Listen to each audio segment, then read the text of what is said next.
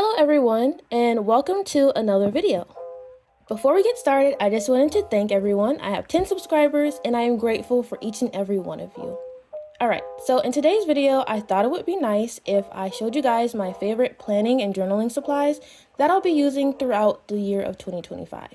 The first item is this little pencil pouch that I actually made myself, and it was in my shop, my old shop.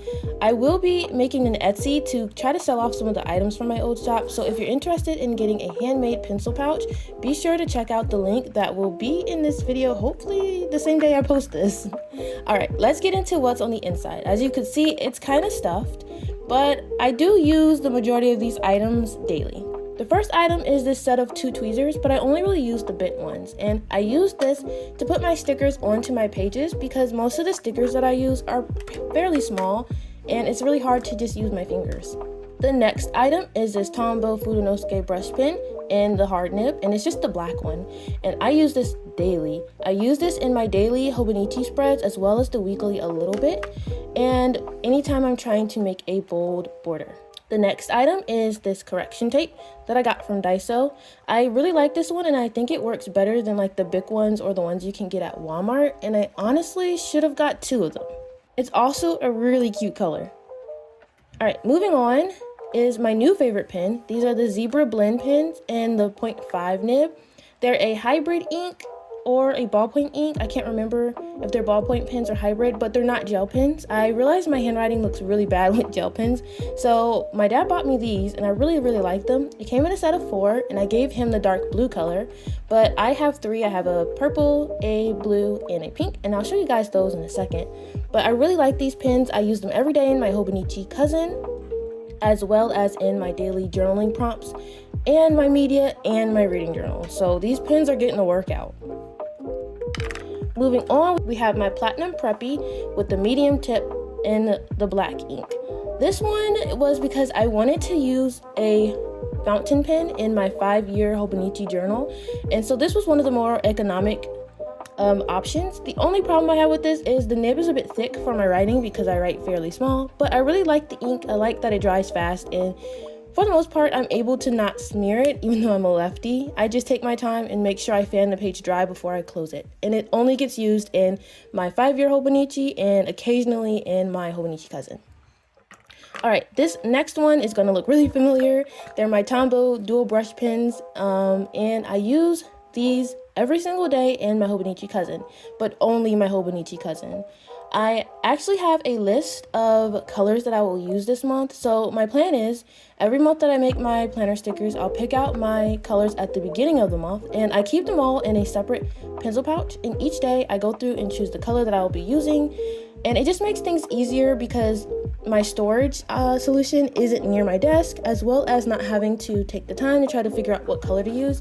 I already have colors pre-picked out, and I'll use the same set of colors for the entire month just for cohesiveness. So I have 2 of these in my pencil pouch at all times. One is the color I use in my weekly section to mark when I wake up and go to sleep, and the other is for my daily section. Alright, moving along is this $2 dual tip pen. The first side is just a regular, I think is this a felt tip? It's just a regular pen side, and the other one is a stamp, and it's the stamp of a water drop. So I was using this as my water tracker. However, the stamp side lets out too much ink, and it was not only bleeding onto the back of the page in my Hobonichi Cousin, but also the page underneath. So I've just been using the pen side and like drawing little water droplets and coloring them in. And this only gets used in my Hobonichi Cousin. This one isn't a favorite, but I'm trying to use it up and not throw it away. So this is our exception. Alright, moving to the next item, it's just a mini 6-inch ruler. I love rulers. I actually have like a collection. I love to make straight lines. I can't draw straight lines on my own, so this is a must because I section off my daily section in my Hobonichi Cousin every single day. Alright, the next item are another planning and journal fan favorite. These are the Pentel Energel Cleanas. I have 2, one in a 0.5 nib and one in a 0.4 nib, and the sticker on the 0.4 nib is how I differentiate between the 2. So the 0.5 nib is the one that I use in my fitness planner, and the 0.4 nib is what I use in my Hobonichi Cousin to outline the mini drawings that I do at the bottom of each page. But speaking of those mini drawings, our next item is a regular Stedtlier pencil. I don't remember the lead hardness, but it's pretty hard and it writes pretty light so that I can erase and not have any dark lines. And I just use this, like I said, to draw my mini drawings before I outline them. All right, we're getting to the bottom of the pencil pouch. These next two pins are just backup pins for if my other pen is not writing correctly. Sometimes I notice if you get too much like lotion or hand oils on the Hobonichi pages, your pins will skip, so I just use one that'll work. So I have the Pentel RSVP in fine, and then a Rytec Upgel gel pen in the 0.5. All right, next is this Sakura Jelly Roll white gel pen in a 0.8 nib, and I use this in my reading journal and my media journal to correct any mistakes. After that is this red Le Pen Flex pen, and I use this to mark my cycle in my Hobonichi Cousin. And the last item is just this little puppy box opener or letter cutter. I use this to cut open my pen pal letters when I get them.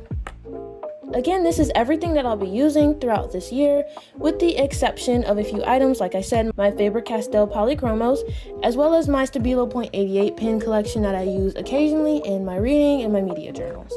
If you liked what you saw, consider subscribing, but only if you want to. Let me know in the comments below what your favorite journaling or planning supply is, and I'll see you guys in my next video. Bye!